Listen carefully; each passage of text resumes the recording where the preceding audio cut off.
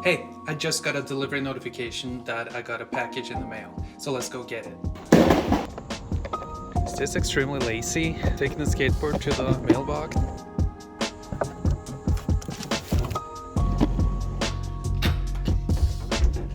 I just got a box from Artiphon, and it contains the new Orba 2. Now I know the Orba 2 isn't exactly new, but they've had a very long delivery time, so I've been waiting a few months to get my copy of it. So in this video I want to do an unboxing, a review, and an overview of the features of this device. So let's head over to the table and open this box up.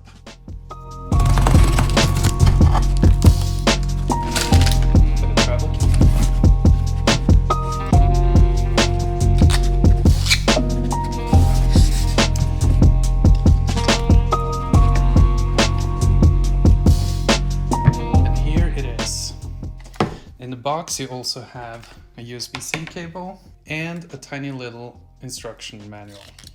So let's see if it charged already and we can just turn it on, or if we need to charge it.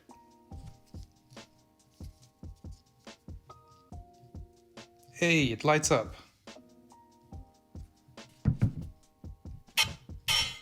Yeah. And it makes sounds. Great. So that's cool, but the first thing I need to do is to connect it to my computer, see if there's any firmware that needs to be updated, and I have to download the software for it. So I had to download a firmware, and the mobile app wouldn't allow me to connect to it properly until I had downloaded it on the computer. So just be aware of that you need to have access to a computer straight away. Once you've downloaded the firmware, you get this software here. And here you can load sample packs into your Orba. So you have different menus here. You have the presets, these are all the sounds. Then you have play, where you can control the Orba using these buttons here. And then you have sample, where you can record audio. In the presets, you can select which instrument track you want to put sounds in. So here you have the drum presets. Now we loaded the 1981 in here. Let's do the all out. Go to bass, chords. Let's try out some of the different ones, like bossa guitar.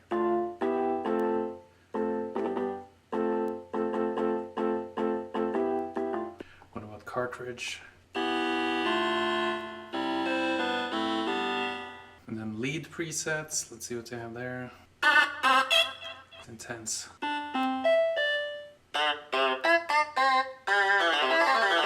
Dark horn. Once you've loaded the instruments you want, you can use the computer software to play and record and everything. And also some useful features is that you can select the key. Right here you have tempo and key. Now I have it in a C minor pentatonic.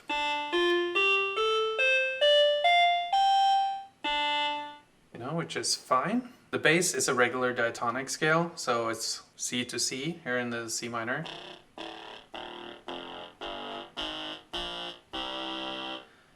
So that sounds very familiar. And obviously you can get it in major and minor and all the keys. So here we have C major.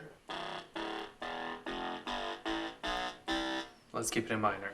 So with the chords you get all the triads in the scale except the diminished chord. So the second degree in minor and the seventh degree in major. So in minor it sounds like this.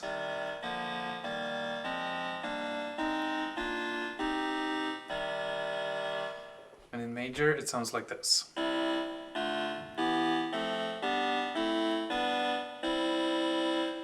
There's a little bit of an odd voicing, but I think the intention is to keep it more homogeneous. So let's go back to the table and see what it sounds like when it's hooked up to a recorder through the mini jack, and let's see what it can do. So let's go over some of the features here. You have 8 pads, each of them is labeled. So you have number 1 is drum, number 2 bass, 3 chord, 4 lead, 5 is play and pause, 6 is record, 7 is BPM or tempo, and 8 is octave. The main button here is the A in the middle. With the A you can either toggle, so you have drum. If I press once, it jumps to bass, once more to chord, to lead, so on.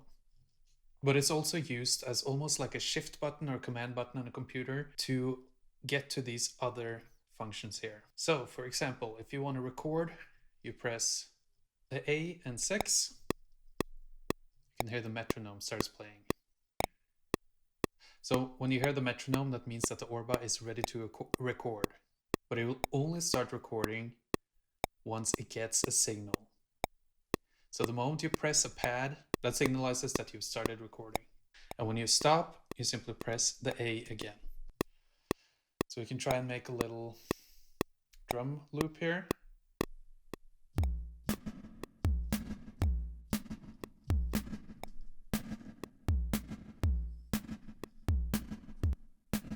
Let's go to bass.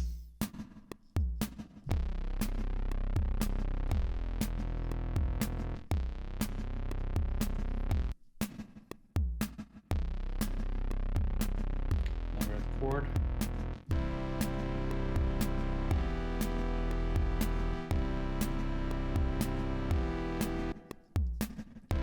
Every time you switch the instrument, it has this gap. I don't know why.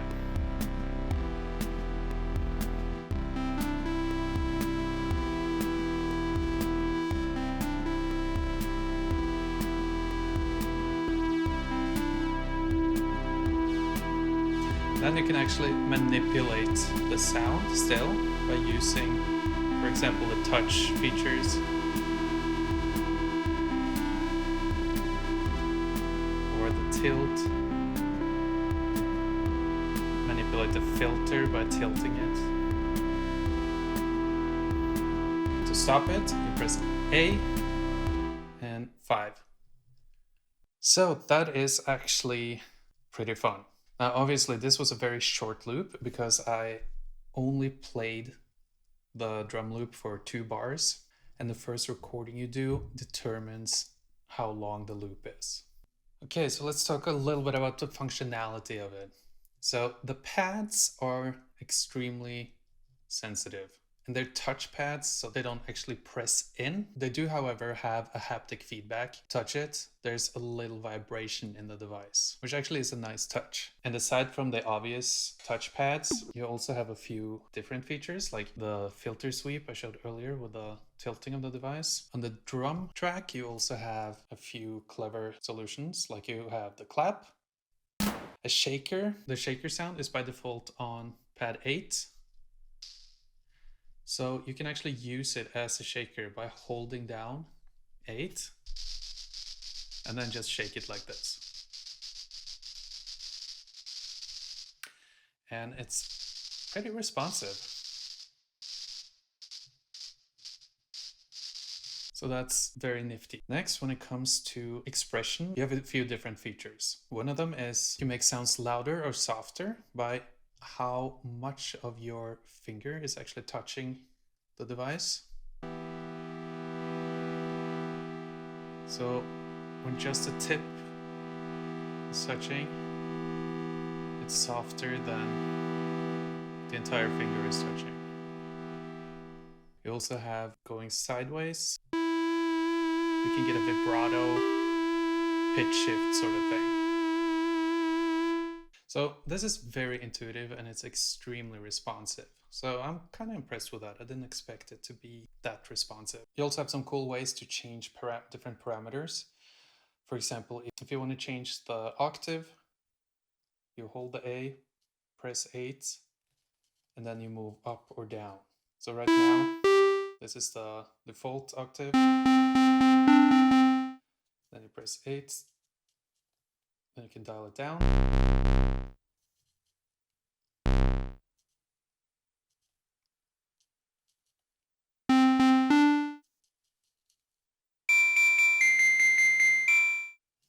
That's a pretty intuitive way of doing it. And the same with the beats per minute or the tempo. So if we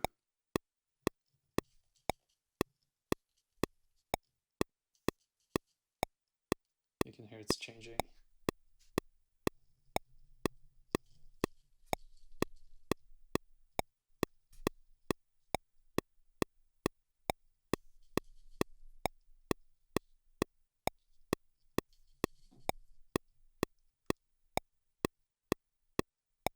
like that. So it's all very intuitive and pretty easy to operate. And to delete pattern, like I accidentally pressed delete there. You just press the A and hold rec for 2 seconds and then it's deleted. Now there are some other useful features that aren't super obvious, like for example if you've made a loop,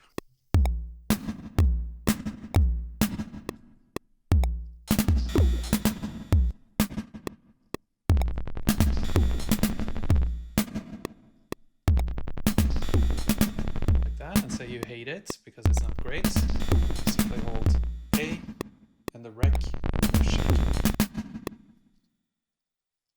Now everything is gone.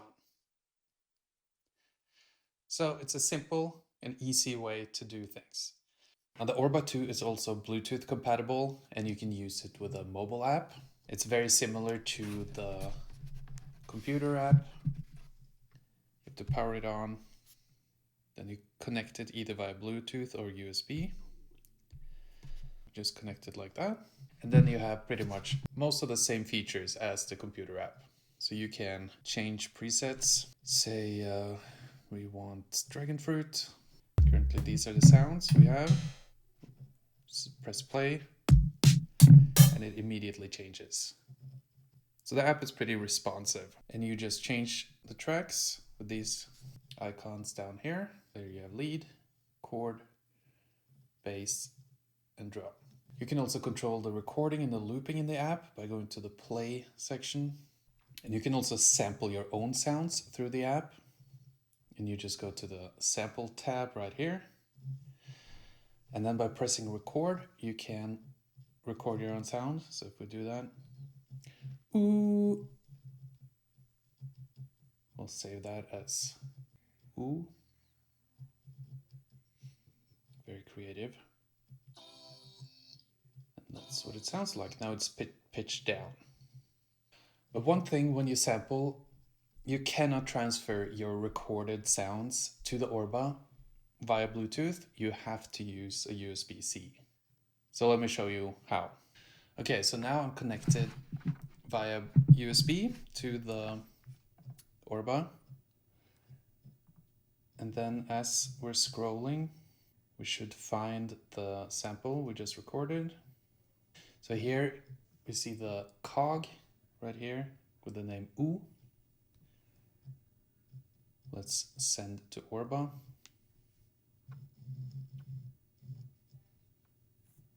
There we go, now it's sent, and now we should hear my voice in the form of a chord.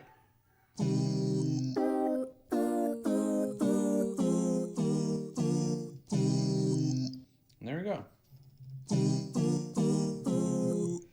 And obviously it has tuned everything, and you could tell that the separate samples aren't ending at the same time. So you can hear that they end at 3 different times. Let's sample a lead sound. Go into sample. Ah. Save that as ah. And now this happens a lot. It crashes in a weird way. So the app has some improvements to be made, but maybe in the future they'll change that. Okay, here we find a, here we find the ah sample. Send to Orba, let it transfer it. And now we should hear my voice.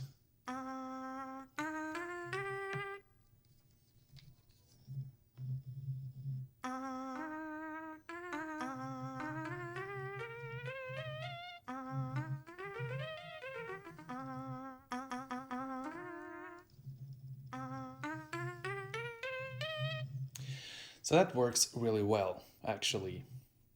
Obviously, you would probably want better samples than what I just made. And you can load actual files by hitting the file folder here.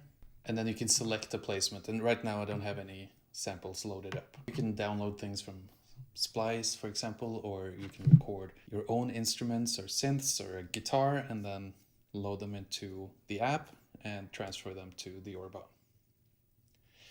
So that's pretty cool, and it makes it a lot more versatile. So this was an overview of some of the basic features that this little Orba 2 can do. And this video has already turned out to be way too long, so I'm going to make a part 2 where I'm going to talk about the MIDI capabilities and show you some examples of what it's capable of. So thank you for watching. Please hit the like button, and if you're interested in other weird MIDI gear, you should definitely check out this video right here where I talk about a MIDI recorder that you can use to control your DAW.